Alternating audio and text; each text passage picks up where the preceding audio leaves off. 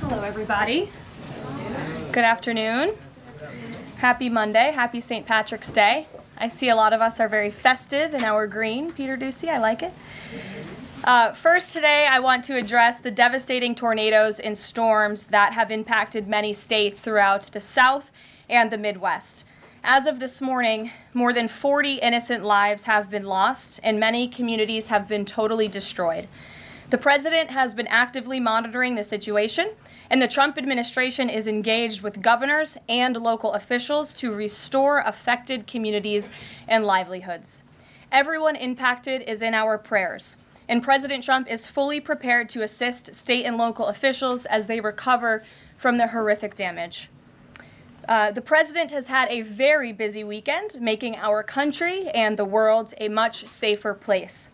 President Trump ordered decisive military action against the Houthi terrorists in Yemen. These Houthi terrorists have engaged in piracy, violence, and terrorism against American ships for years under the Biden administration, costing billions of dollars and putting innocent lives at risk. Joe Biden's pathetic weakness invited these unacceptable attacks. But there's a new sheriff in town, and his name is Donald Trump. And the world is officially on notice. America has a commander-in-chief whose peace-through-strength approach is unwavering and should not be tested. As the president said, no terrorist force will stop American commercial and naval vessels from freely sailing throughout the world. Houthi terrorists and their Iranian backers should not cross President Trump again, and the president has made that clear today. On another important matter, President Trump signed a proclamation invoking the Alien Enemies Act regarding the invasion of the United States by the foreign terrorist organization Tren de Aragua. At the president's direction, the Department of Homeland Security carried out a counter-terrorism operation deporting nearly 200 violent Tren de Aragua terrorists, which will save countless American lives. Thanks to the great work of the Department of State, these heinous monsters were extracted and removed to El Salvador, where they will no longer be able to pose any threats to the American public. Tren de Aragua is one of the most ruthless terrorist gangs in the world, and they are responsible for some of the most heinous crimes that have occurred in our nation's history in recent years, including the savage murders of beautiful Laken Riley and Jocelyn Nungray. President Trump promised Laken and Jocelyn's families during his campaign that he would demand justice for their beautiful girls, and that's exactly what he did. As the president acknowledged during his inaugural address on January 20th, he pledged to invoke this act, and he has no higher responsibility than to defend our country from threats and invasions. President Trump will continue his historic efforts to seal the border and prevent these illegal invaders from coming here in the first place. As the New York Times is acknowledged over the weekend, President Trump's policies are working. Here's how the Times summed it up. Illegal crossings at the U.S.-Mexico border are down to their lowest level in decades. Once crowded migrant shelters are empty. Instead of heading north, people stranded in Mexico are starting to return home in bigger numbers. The border is almost unrecognizable from just a couple of years ago, when hundreds of thousands of people from around the world were crossing into the United States every month in scenes of chaos and upheaval. This is the Trump effect in action. And again, those are the words from the New York Times. We didn't need a border security bill. We just needed President Trump. All of these actions taken together are contributing to a wave of optimism about the direction of our great country. According to brand new polling from NBC News, more registered voters say the United States is heading in the right direction than at any point since early 2004. Americans support President Trump's common sense approach that's getting our country back on track in record time. Meanwhile, the president's critics can't say the same. That same new NBC poll also found that the Democrat Party has reached an all-time low in popularity. It turns out when you let your hatred of President Trump get in the way of doing what is best for America, the people reject you. Who would have thought? Joining us today in our new media seat is Kelly Meyer. She is a White House correspondent with News Nation. News Nation started in 2021 and is one of America's fastest growing cable news networks with a focus on news for all of America. It's part of a larger ecosystem. Nexstar, which is home to News Nation, the political website The Hill, the broadcast network The CW, and local Nexstar stations. With that, kick us off, please, Kelly. Thank you, Karoline. What do you say to Americans who want safe streets but are concerned due process is being violated? The president is using every lever of his executive authority and his constitutional authority within the bounds of the immigration laws of our country to ensure that our streets are safer for law-abiding American citizens. And this administration is focused on detaining, arresting, and deporting illegal criminal aliens. And as you saw this past weekend, the president used his authority under the Alien Enemies Act to deport foreign terrorists. Tren de Aragua is now a designated foreign terrorist organization. And as I said, there were nearly 200 Tren de Aragua members who were sent to El Salvador this weekend. Countless lives will be saved because of this action. And if you talk to the families, the Angel families, as I mentioned, Laken Riley and Jocelyn Nungray, they understand the grave cost of life at the hands of these illegal terrorists. And the president is proud to deliver on that promise for them. And just to follow up on that, this will be challenged later today in the courts. Does the president, does this allow him to defy the court order without having this the checks and balances and the separation of power? No. In fact, this administration acted within the confines of the law, again, within the president's constitutional authority and under the authority granted to him under the Alien Enemies Act. We are quite confident in that, and we are wholly confident that we are going to win this case in court. Peter. Thank you, Caroline. If you guys can't send 200 Tren de Aragua terrorists at a time to El Salvador, where are you going to send them instead? It's a very good question. You'd have to ask the courts and the people on the left who are trying to fight this administration for doing the business that this president sought out to do, which is to deport these foreign terrorists. And we're very grateful to President Bukele and to El Salvador for accepting these heinous monsters where they will face justice. And if these guys are terrorists at war with the United States, is President Trump considering anything more lethal to address them than just sticking them on a plane somewhere else? Well, it sounded like you had a little bit of curiosity in the premise of your question, so I want to address it. These are designated foreign terrorists. The president signed a proclamation on February 20th, 2025, designating TDA as a foreign terrorist organization that was in consultation with the Attorney General and the Secretary of Treasury. That was pursuant to 8 U.S. Code 1189. The president has the right to do that. And I think nobody would argue that Tren de Aragua should be designated a foreign terrorist organization. If you want to have that argument, I'm happy to do it. These are heinous monsters, rapists, murderers, kidnappers, sexual assaulters, predators who have no right to be in this country, and they must be held accountable. And something different. There is now a member of the European Parliament from France who does not think the U.S. represents the values of the Statue of Liberty anymore. They want the Statue of Liberty back. So is President Trump going to send the Statue of Liberty back to France? Absolutely not. And my advice to that unnamed low-level French politician would be to remind them that it's only because of the United States of America that the French are not speaking German right now. So they should be very grateful to our great country. Kelly. Is the administration prepared to give the court what it wants in terms of the time of the flights that departed, that went to El Salvador, and some of those details that the judge is asking for in trying to determine the timing? Clearly, the 5 named individuals were not deported. That's right. In compliance.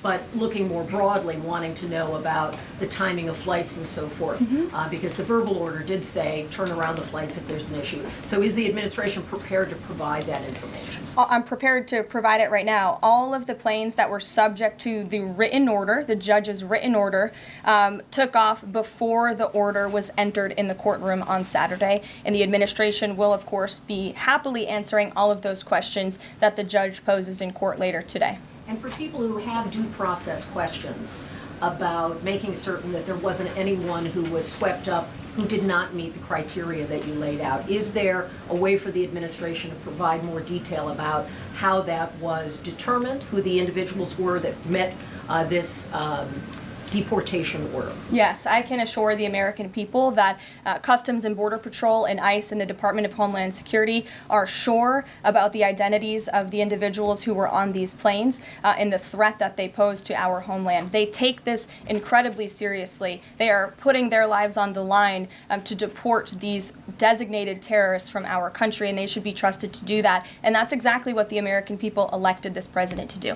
Go ahead. Thanks, Caroline. Just to follow up on that then, so you're saying definitively that the administration can prove everyone that was put on those flights to El Salvador who's either a member of Tren de Aragua, MS-13, or some other entity? We've already provided the breakdown in the effort of transparency about the 261 illegal aliens who were deported. 137 of those were deported under the Alien Enemies Act. 101 of those were Venezuelans removed via Title VIII, which, as you know, are just regular immigration proceedings. And 23 of them were MS-13 Salvadorian gang members. There were also 2 MS-13 ringleaders as part of that group of 23 who President Bukele particularly expressed his gratitude for their return so he can demand justice in his home country. Jennifer. What criteria, though, other than, say, tattoos or maybe being in the wrong place at the wrong time, are they using to determine that someone is actually a member of one of these organizations? Intelligence and the men and women on the ground in the interior of our country who are finally being allowed to do their jobs. Their hands were tied under the previous administration, and as I said, they take their jobs very seriously. They should be trusted and respected by the American public with this operation, and of course, as I said to Kelly, the administration will provide all details to the questions that the court poses. Jennifer. One more follow-up on that. Can you say how much the U.S. is paying El Salvador to imprison these Venezuelans?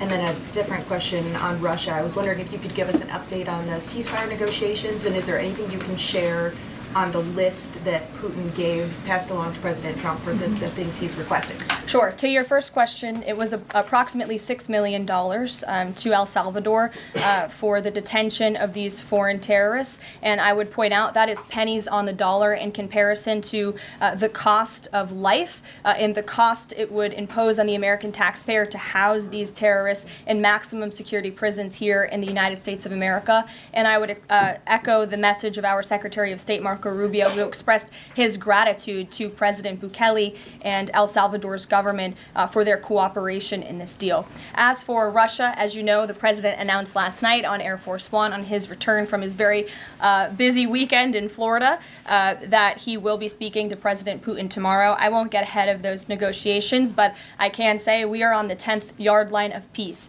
and we've never been closer to a peace deal than we are in this moment. And the president, as you know, is determined to get one done. Sure, Caitlin. I have 2 questions for you. One on the flights, but first on the president's post overnight, saying that the pardons that were issued by President Biden preemptively to members of the January 6th committee, that they're now null and void. Have attorneys here at the White House told President Trump that he has the legal authority to undo a pardon simply because it was signed by auto pen, as he said? The president was begging the question that I think a lot of journalists in this room should be asking about whether or not the former president of the United States, who I think we can all finally agree was cognitively impaired. I know it took people some time to finally admit that, but we all know that to be true, as evidenced by his disastrous debate performance against President Trump during the campaign. I digress on that. But the president was raising the point that did the president even know about these pardons?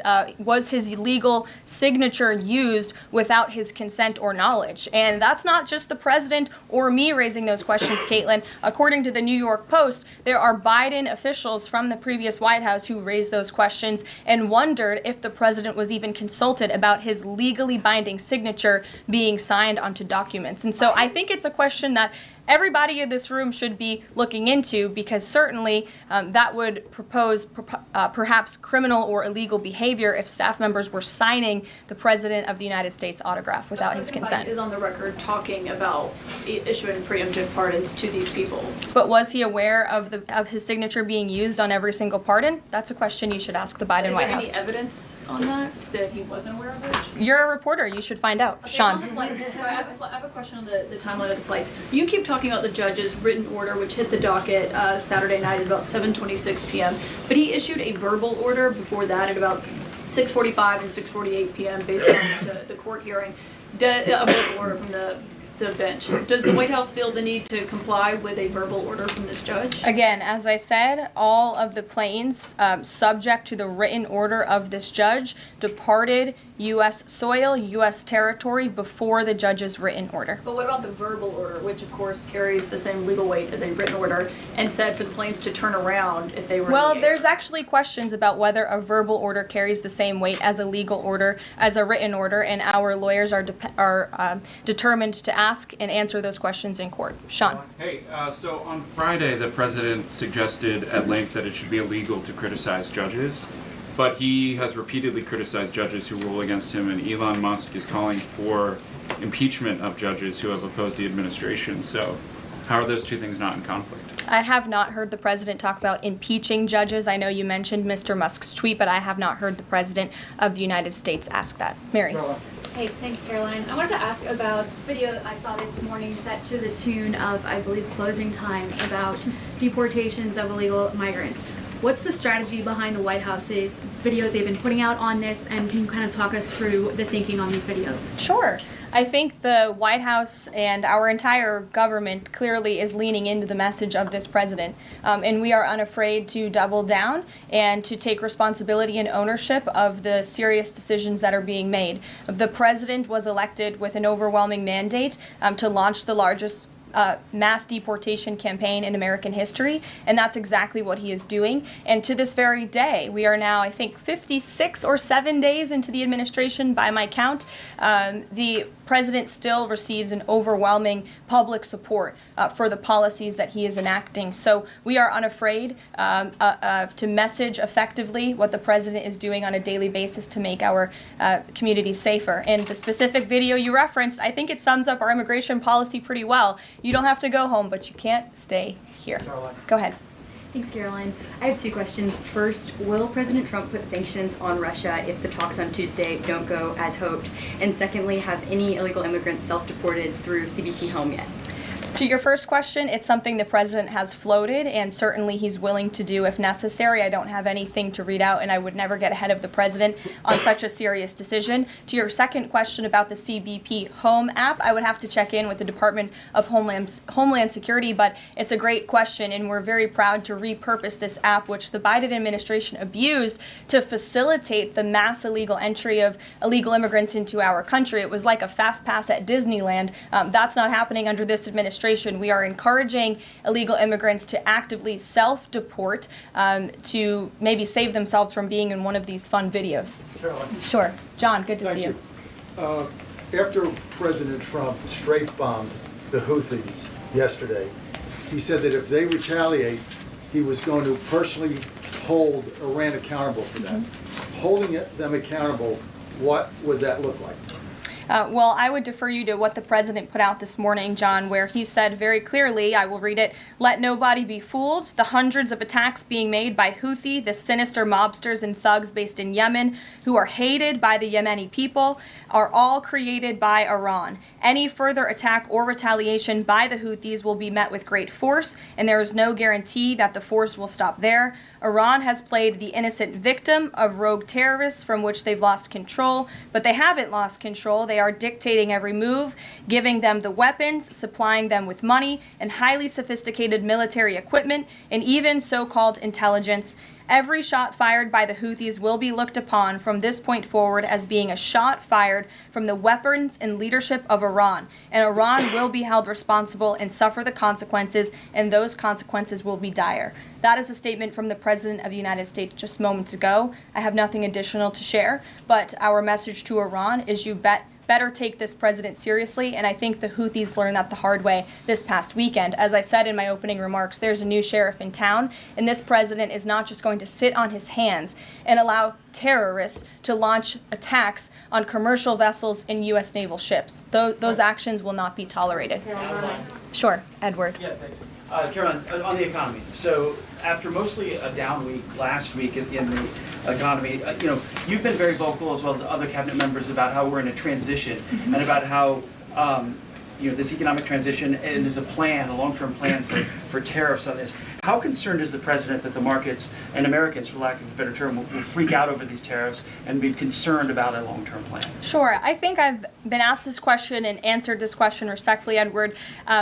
We are in a period of transition. The president has made that clear. He also has made his belief in tariffs and what they will do for our great country clear, restoring wealth back to our country. And if you look at the president's first-term economic formula, massive deregulation, tax cuts, lowering the cost of living with an energy boom, which the American people can expect soon. Wall Street and Main Street should both be assured by what President Trump did in his first term. It's the exact same formula. In fact, I would argue it's even better this time around. And if you look at some of the economic indicators in the last week, the latest CPI report last week beat expectations. Inflation is cooling. Core inflation dropped for the first time in 4 months. The national average of the price of gas is down 42 cents from 1 year ago. And there was also a new report out this morning about wholesale egg prices. They continue to fall. A dozen eggs are now $3.10 cheaper since January 24th. First, that's a 47% decrease overall. So I think the American people do have great reason to be optimistic about this economy. And as I've said repeatedly, it continues to be true. The administration has a whole of government effort to fix the economic mess created by Biden. So the president's pointed to that April 2nd tariff deadline, so to speak. Is the tariff back and forth sort of done now? We're just all looking towards April 2nd? Well, I think the president would tell you that all options are always on the table, and he's always ready to respond if he feels the United States is being unfairly treated by our allies and also our competitors around the world. But yes, the April 2nd day is a big day for the country, as the president has said. Reciprocal tariffs will go into effect. We'll have more details on that as the date nears, but our entire trade team, Secretary Lutnick, Secretary Bessent, the vice president has been quite involved in these talks and discussions as well about what that will look like. And the president, as you always do, you will hear from him directly on it. Deborah Saunders, how are you? Fine. How are you doing? Good, thanks. Former pardon attorney Elizabeth Boyer believes she was fired for refusing to sign off on a move to restore gun rights to actor Mel Gibson. DOJ's Todd Blanche says no. But I want to know, is the administration dedicated to restoring gun rights to felons who served their times? I ask this because I've talked to people who were pardoned. They felt that was important.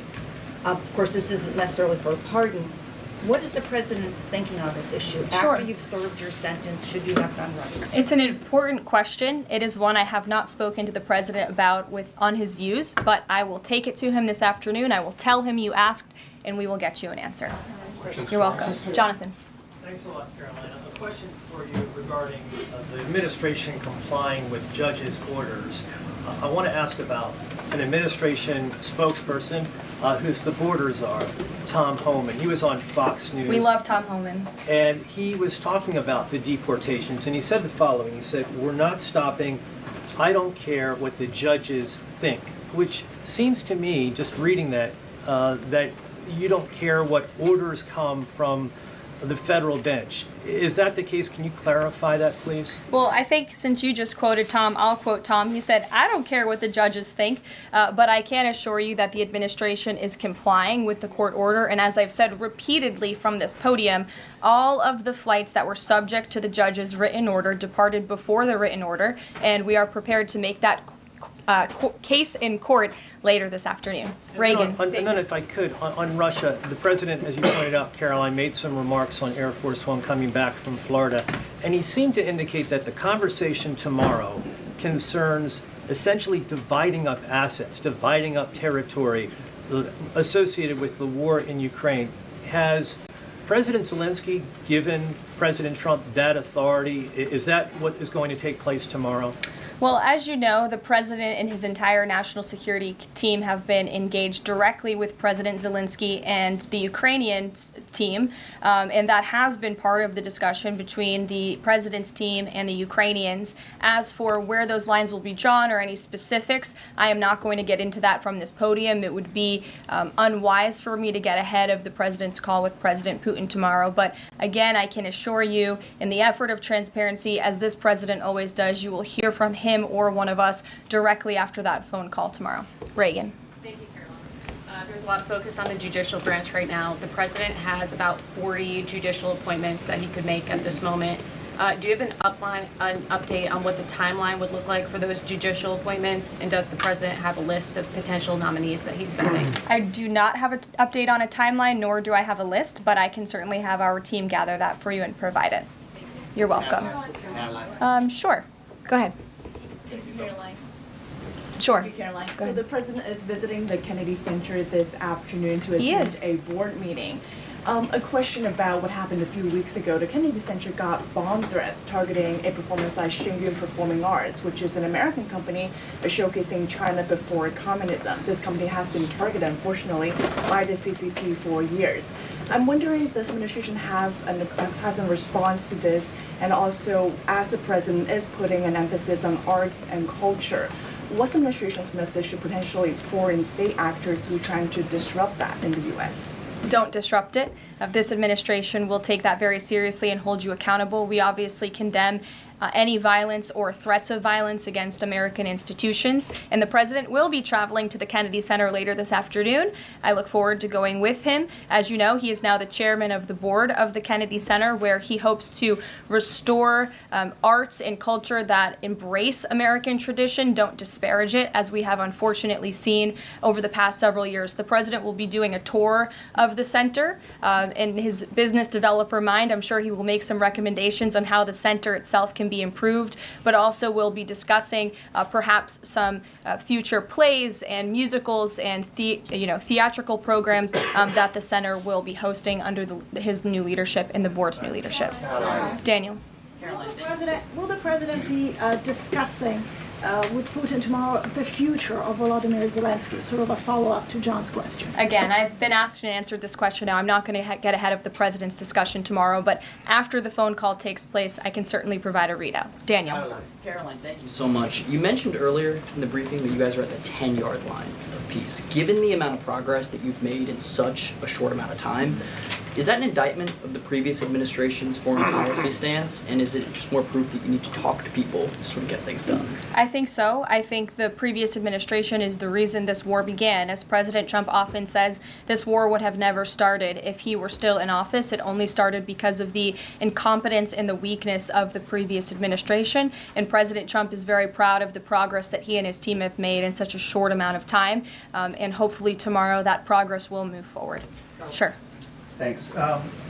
There have been some media reports just in the last few hours that the administration has decided to withdraw from the International Center for the Prosecution of the Crime of Aggression against Ukraine, which is designed to hold Putin accountable for war crimes. Are you able to confirm that? And if that has occurred, why has that occurred? I'm not able to confirm it because I have not heard that. I will caution, I know there have been many inaccurate and misleading reports from Reuters lately, so I would caution anybody taking that seriously, but I can check in and get back to you.